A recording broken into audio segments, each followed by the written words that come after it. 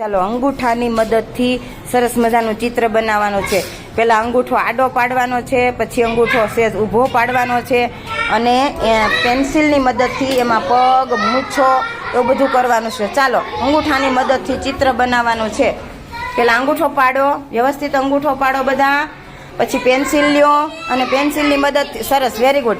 હાલો હવે પેન્સિલની મદદથી એમાં પગ જેમ આમાં છે એમ જ પેન્સિલની મદદથી કરવાનું, એટલે સરસ મજાનું ચિત્ર બનશે.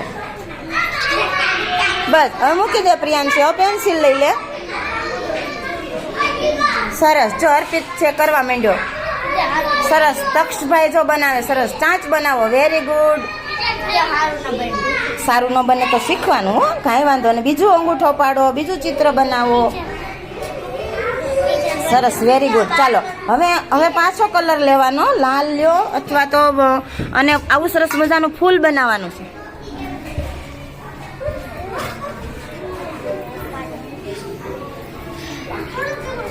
વાહ નિશાબેન, સરસ, વેરી ગુડ. હવે નિશાબેન પેન્સિલથી અને કરો બધું. વેરી ગુડ હો તક્ષ, બહુ સરસ. રાજવીર, બહુ સરસ થઈ ગયું, સરસ. હવે અંગૂઠાની મદદથી ફૂલ બનાવો. હા સરસ, વેરી ગુડ જારા. હવે એક અહીંયા રહ્યું બાકી. વેરી ગુડ, અંગૂઠાની મદદથી ફૂલ.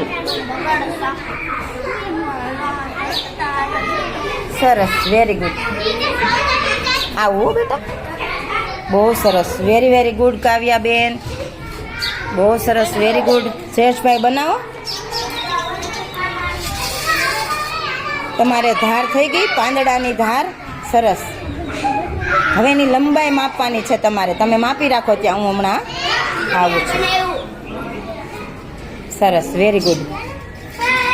હા, આ એક અંગૂઠો આમ પાડવાનો, આમ પાડવાનો, આમ એમ કરીને ફૂલ બનાવવાનું છે. હા આવું હો હમણાં.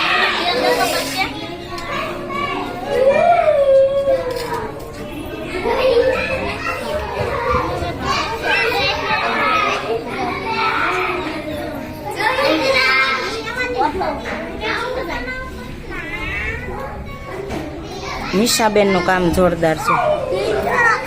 તક્ષ અંગૂઠો પાડી દે બેટા, ગુલાબી લીલ. અર્પિત, હા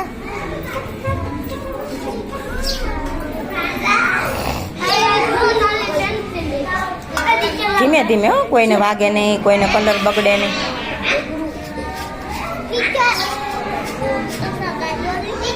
સરસ સરસ. હવે પેન્સિલની મદદથી એને વ્યવસ્થિત કરો. સરસ સરસ.